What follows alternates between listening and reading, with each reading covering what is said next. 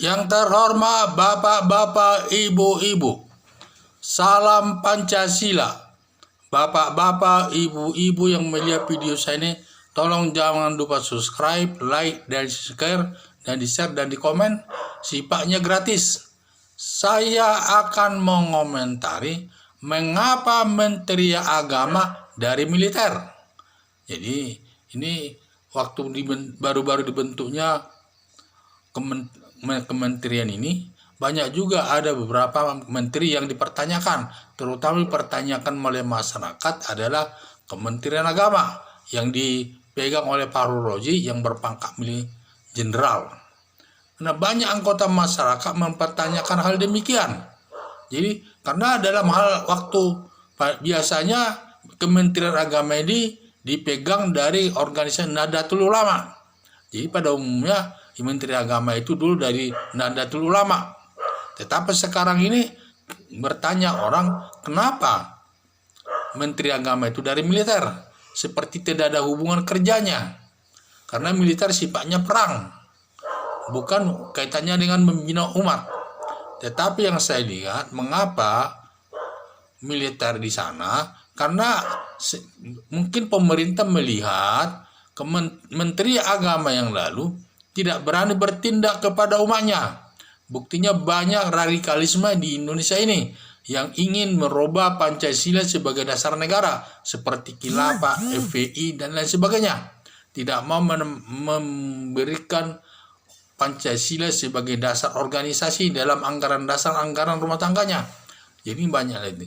Dan juga banyak aparat negara sudah masuk kelompok radikal, yaitu masuk dalam garis keras, di mana PNS katanya sudah hampir 30% sebagai radikal, dan juga militer sudah ada sekian persen polisi yang menjadi kelompok radikal, demikian juga pegawai swasta dan lain sebagainya.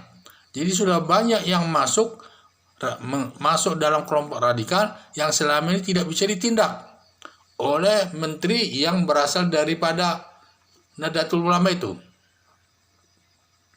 Saya lihat, dan juga banyak ustadz tidak fokus mengajari mental umat manusia, malah beralih berpolitik menjatuhkan negara atau Presiden Joko Widodo. Banyak yang beralih. Contohnya kita lihat Ustadz bin Bahar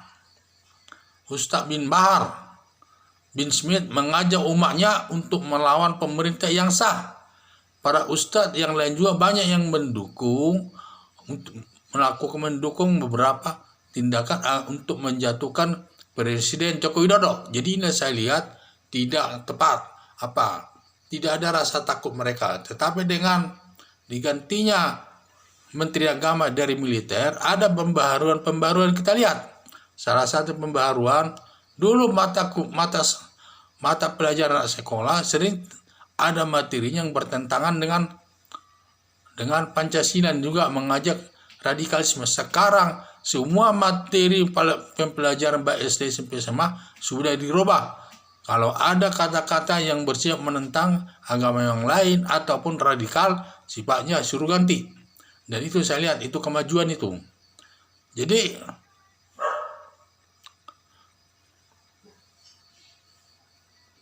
Jadi juga karena berani menindak, jadi para ustadz ini juga cara menindaknya secara baik. Saya lihat diajak dulu berdialog dan lain sebagainya agar tidak radikal sesuai dengan arahan pemerintah. Tetapi kalau sudah tidak mau diarahkan, tentu Menteri Agama tidak akan bertindak tegas, tidak pandang bulu siapapun dia. Kalau memang ada para ustadz yang sudah dihimbau tidak mau mengikuti aliran pemerintah, akan ditindak secara tegas.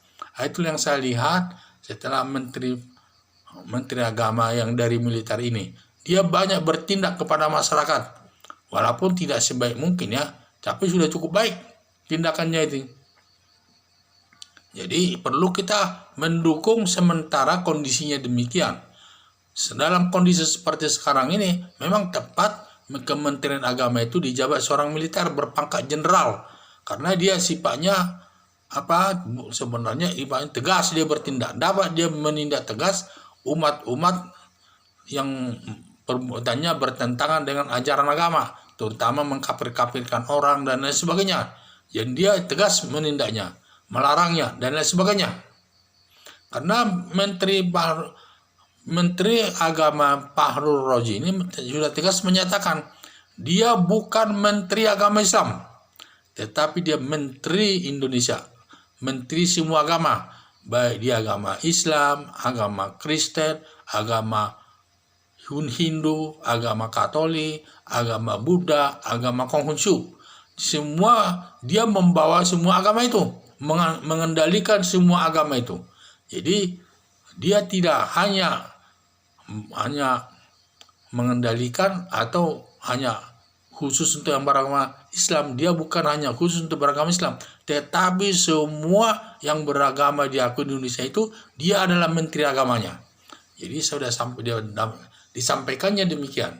Jadi secara tegas dia, kalau ada langkah-langkah baik dia di lembaga keagamaan maupun di masyarakat dan di tempat lain yang perbuatannya bertentangan dengan nilai-nilai Pancasila, akan ditindaknya secara tegas, karena negara kita berlandaskan Pancasila sebagai dasar negara.